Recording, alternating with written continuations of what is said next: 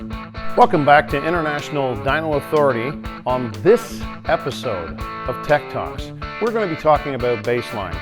A baseline, why should we do a baseline?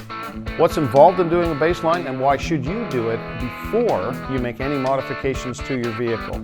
Stay tuned as we walk through the process.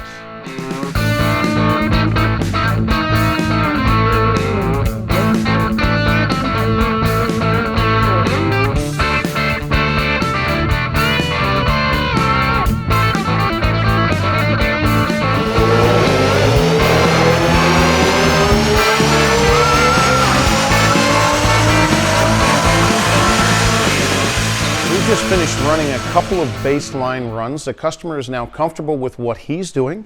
We've done some cooling with the motor, just run some fans on it to kind of bring the temperature down. And now we're going to do 2 or 3 more. The whole idea behind baseline running is to establish where you are. So we want to have on our screen 3 or 4 that kind of look the same. The more we run it, the hotter it's going to get, the less power you're going to make. It's simple as that. So we want to run them roughly at the same temperature. It doesn't take very long for the temperature to come up and the horsepower to start to come down. I'm going to mention something here, and it's something I mentioned to a lot of customers, and it's just a simple thing that you can do.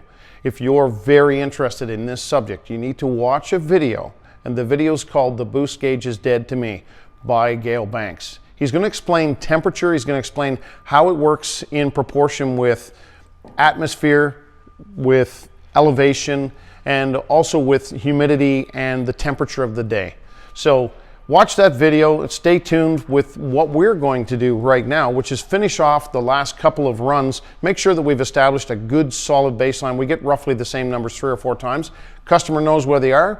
They can either go away, do a bunch of modifications. They can come back here. We can do some tuning and bring that number up to a new level.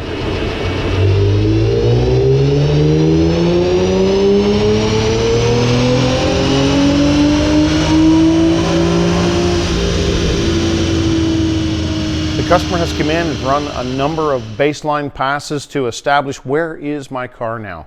In the end, we found that he's making 225 foot-pounds of torque and 260 horsepower to the wheels. Pretty much no matter which run we did, he was within 2 or 3 of that. And so now we know that if the customer goes away and comes back with new modifications, or the customer goes away and comes back and gets a tune here, we know where we started and where we're headed.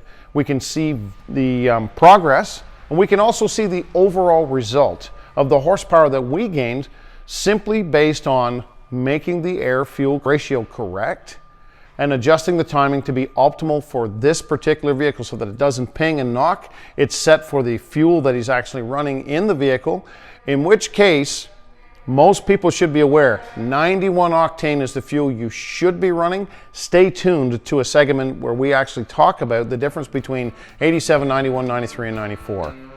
Thank you for tuning in to this episode of Tech Talks. Be sure to subscribe and stay tuned for more episodes like this.